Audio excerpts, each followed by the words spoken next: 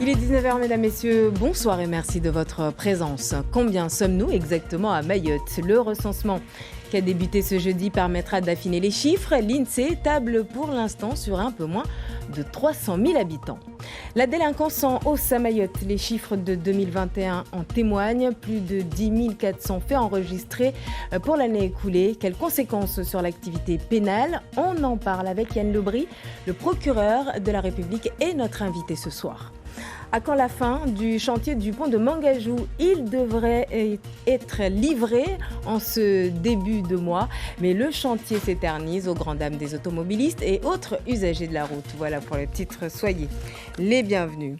Coup d'envoi ce jeudi du recensement de la population à Mayotte. Ce n'est pas tout le territoire qui est concerné puisque 5 communes sur 17 sont exclues de cette campagne. Notre équipe a suivi ce matin des agents recenseurs à Mamoudzou, Etunzu, Chafanti, Alibako, Fahar Housseni.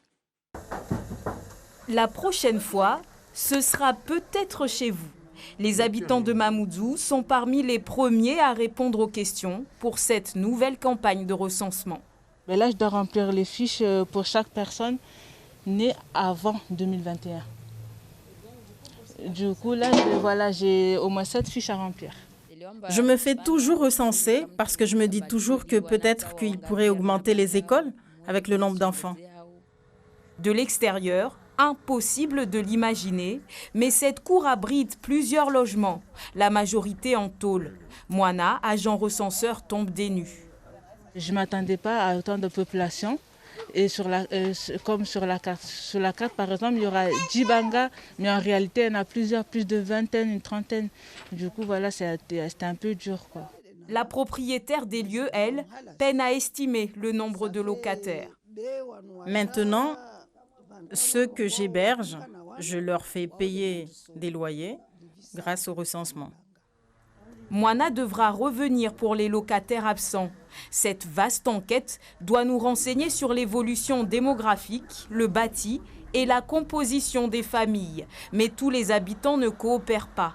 Alissa Indou y a été confrontée du côté de Tsunzu. C'est un peu difficile parce que les parents ne nous font pas confiance. Ils pensent qu'on est là pour les déloger en fait. Donc il faut expliquer à 1000 reprises pour qu'ils puissent comprendre qu'on est juste là pour le recensement, c'est tout. Une centaine d'agents recenseurs sillonnera les communes ciblées cette année, soit 1/5 du territoire, ce jusqu'au 12 mars. Les premiers chiffres seront communiqués en 2026. Et les chiffres de la délinquance sont, eux, connus pour l'année écoulée. Délinquance générale en hausse, plus 8% environ, en zone police comme en zone gendarmerie, avec une hausse significative des agressions physiques. À noter cependant une légère baisse pour les atteintes aux biens. Yasmine Jaffar. Longtemps considérée comme un simple ressenti, la montée en puissance de la délinquance générale se confirme en 2021. Le contexte sanitaire n'y a rien changé.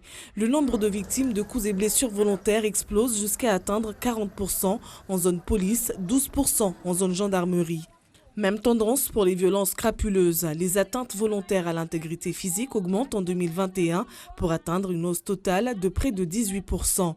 Dans son bilan, la préfecture indique un recul des atteintes aux biens, moins de cambriolage de domicile, moins de vols de véhicules et de 2 roues dans le Grand Mamoudzou comme dans le reste de l'île. L'insécurité, la délinquance, le bilan est sans appel. Mayotte vit des moments difficiles d'année en année. Et avec nous, sur ce plateau, le procureur Yann Lebry. Bonsoir. Bonsoir. Merci d'avoir accepté notre invitation. Avant de parler de l'activité pénale et de la délinquance en général, je voulais d'ailleurs revenir avec vous sur ce meurtre lundi à Cavanim Sapéré.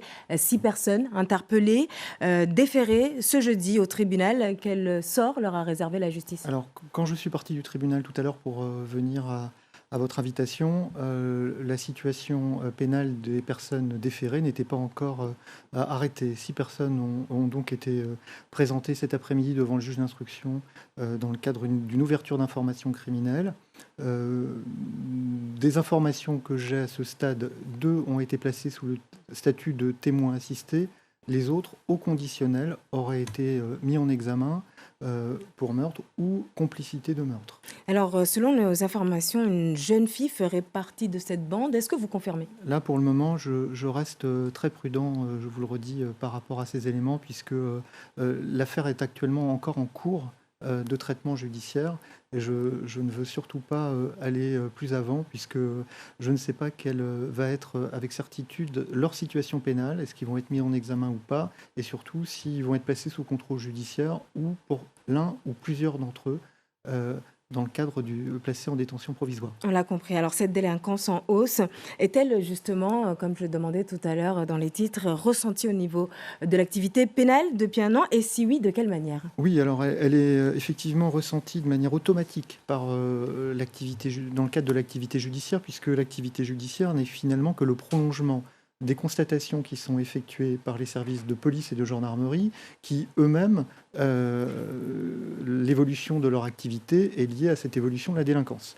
Donc il y a une cascade finalement de conséquences et qui conduit aujourd'hui à un renforcement de l'activité judiciaire de manière très sensible. Et ce, d'autant plus que la délinquance avait beaucoup augmenté déjà en 2020 et un certain nombre de procédures qui étaient plus nombreuses en 2020 ont été transmises en 2021 au parquet et sont venus s'ajouter à ce contentieux encore plus important en 2021. De telle sorte que, pour vous donner quelques chiffres pour éclairer mon propos, en 2021, nous avons reçu pratiquement 15 000 procédures à traiter en matière pénale simplement, contre un peu moins de 10 000 en 2020, ce qui correspond à une hausse du nombre de procédures à traiter qui est de l'ordre de 50%. Pour vous donner un ordre d'idée. Un ordre d'idée. En matière criminelle, nous avons une hausse des procédures criminelles qui ont été transmises au parquet en hausse de 25%. En matière de délit, c'est une hausse de 21%. Voilà quelques chiffres qui vous donnent un aperçu des conséquences de cette augmentation de la délinquance sur notre activité judiciaire. Et justement, est-ce que derrière, vous disposez suffisamment de bras finalement pour suivre cette cadence? Alors, on s'adapte. On s'adapte. Je peux encore là vous donner quelques chiffres qui peuvent témoigner de l'adaptation et de la réactivité de l'institution judiciaire. Le taux de réponse pénale en 2019 et en 2020 était un taux de réponse pénale qui était de l'ordre de 65%. Alors, le taux de réponse pénale, c'est la réponse judiciaire quand un auteur est connu et qu'une infraction est caractérisée. Aujourd'hui, mais souvent, on a l'impression que aujourd'hui, ce taux est de 81%. C'est-à-dire qu'on a, alors qu'on a une augmentation considérable du nombre de procédures transmises, on a traité non seulement ces procédures nouvelles qui arrivaient, mais en plus, on a augmenté la réponse pénale. Oui, mais justement, est-ce que la réponse pénale judiciaire est à la hauteur des faits? Je vous pose cette question parce que, à votre arrivée à Mayotte, il y a plus d'un an maintenant, vous disiez que vous ne voulez pas donner l'impression que la justice était moins sévère à Mayotte. Alors, est-ce qu'on peut dire que la réponse pénale judiciaire est à la hauteur des faits? Je pense que les chiffres parlent d'eux-mêmes, et si vous le permettez, je vais vous en donner quelques-uns sur la réponse. Ça sera très rapidement, malheureusement. Très rapide, mais en même temps, vous voyez, ça permettra d'avoir un éclairage pour tous vos téléspectateurs. Le nombre de condamnations prononcées. Ça, c'est important, est en augmentation de 30%, de 26,8% pour être exact. On est à presque 1800 condamnations prononcées. Le nombre de peines d'emprisonnement ferme, ce qui répond à votre interrogation, est en augmentation de 35%. Est-ce qu'on peut d'ailleurs encore mettre des gens en prison, puisque le taux d'occupation est à 140%, si je ne me trompe pas? Entre 150 et 160%. Donc comment on fait? Continue à condamner les gens à de l'emprisonnement ferme quand leur personnalité et les faits qu'ils ont commis sont suffisamment graves pour que ce soit justifié. Le quantum des peines, c'est-à-dire la durée des peines d'emprisonnement ferme prononcées, est passé entre 2019 et 2021 de 7 mois d'emprisonnement ferme à presque 13 mois d'emprisonnement ferme. Donc, vous voyez, ces chiffres, ils permettent de constater qu'on a une augmentation très importante du nombre de condamnations, une augmentation très importante de la durée des peines prononcées et une augmentation très importante des peines d'emprisonnement ferme prononcées. Alors, et je suppose que cela va continuer pour cette année. Je ne sais pas si ça va continuer ou pas. Ce que je peux vous dire en tout cas, c'est que sur l'année 2021, la réponse pénale, elle a été d'une très grande fermeté et on a à la fois augmenté le nombre de condamnations, on a augmenté également le quantum des peines et la mise à exécution de ces peines. On l'aura compris, merci. Dernier chiffre. Allez-y. Après, j'arrête. Mais qui témoigne aussi d'une réalité. C'est-à-dire que les quantums de peine deviennent tellement importants Les peines sont tellement sévères que le taux de peine aménageable, c'est-à-dire qu'ils peuvent être transformés en autre chose que de la prison ferme, aujourd'hui s'est effondré. On était, il y a 2 ans, à pratiquement 70% des condamnations qui pouvaient donner lieu à un aménagement. On est aujourd'hui plus près de 50%. C'est-à-dire qu'on a perdu, par cette aggravation de la sanction judiciaire, pratiquement 20 points dans la capacité à aménager ces peines, ce qui explique en partie le taux de surpopulation carcérale. Merci beaucoup Yann Lebris, le procureur de la République, d'avoir répondu à notre invitation.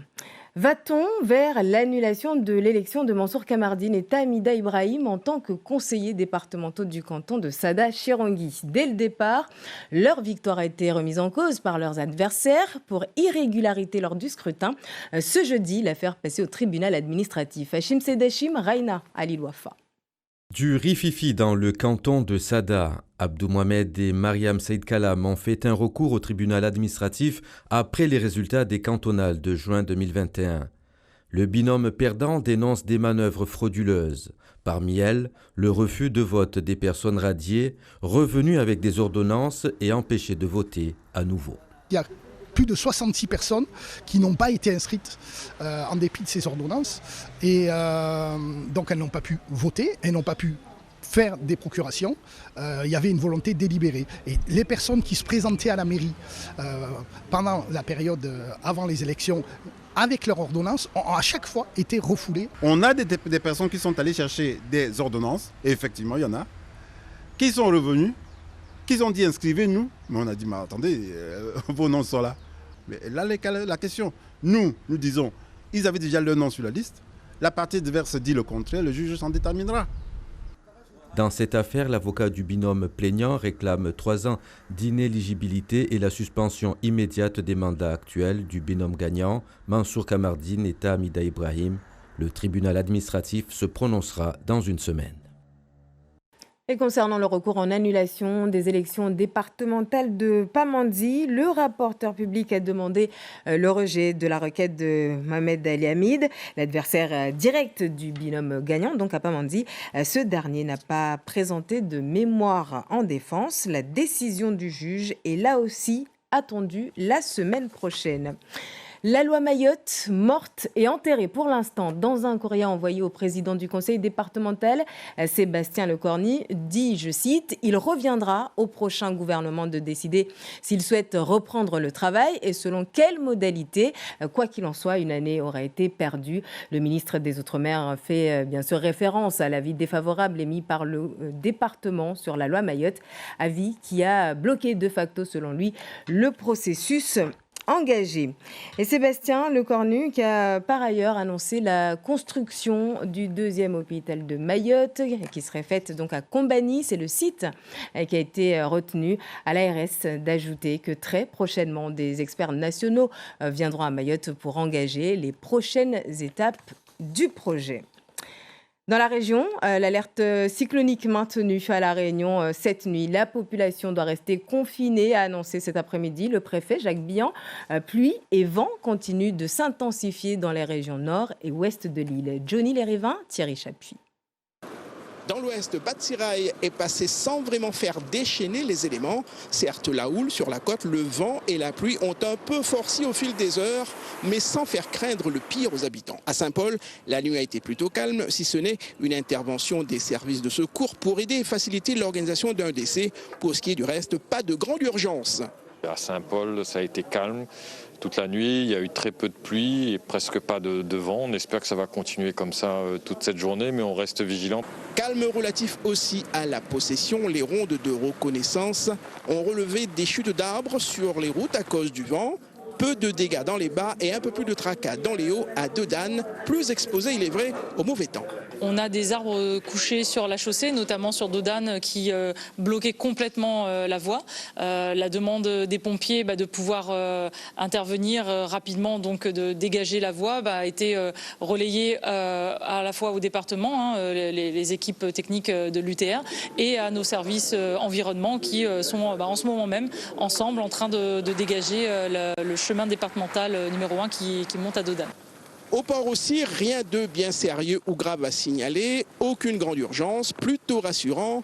Même si les effets du cyclone sont moins visibles, moins impressionnants ici dans l'ouest, la prudence et la vigilance restent de mise. D'ailleurs, tous les PC hors sec des communes de la région fonctionneront jusqu'à la levée de l'alerte rouge. Et retour à Mayotte, nous sommes début février et contrairement à ce qui était annoncé, le nouveau pont de Mangajou dans la commune de Sada n'est toujours pas livré.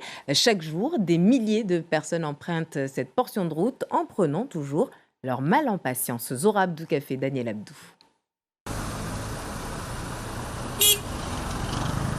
Une file de véhicules arrêtés attendent des heures pour pouvoir traverser le pont de Mangajou.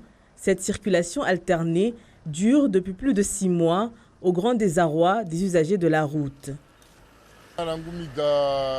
Depuis le début des travaux qui ont commencé, je ne vois pas de changement à l'état actuel. C'est le statu quo. En moto, ça va. Mais sinon, en voiture, moi, je ne prends plus la voiture ici. Le pont de Mangajou, c'est pas possible. Des mois que le pont est en réfection, obligeant les poids lourds à faire un détour. Une situation impactant l'économie dans la zone.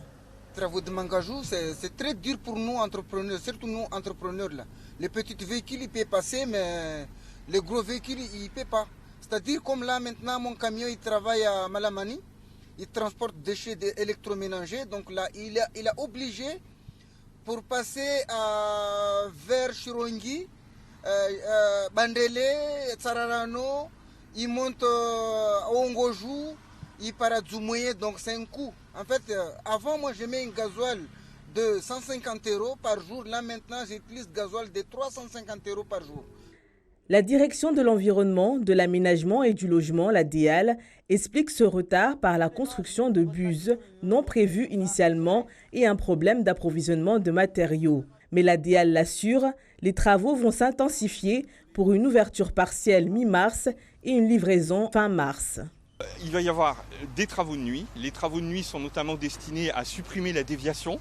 Et une fois que la déviation sera supprimée, ça va aussi permettre de finir les travaux de remblai de la nouvelle voie pour qu'elle soit bien sécurisée. Quand il sera terminé, le pont de Mangajou sera un ouvrage de 2 voies de 3 mètres de large chacune, permettant le passage de poids lourds dans les 2 sens. Ce chantier long et difficile aura coûté au minimum 15 millions d'euros. Et concernant la commune de Mamoudzou, sachez, chers automobilistes, que les horodateurs du centre-ville sont fonctionnels maintenant.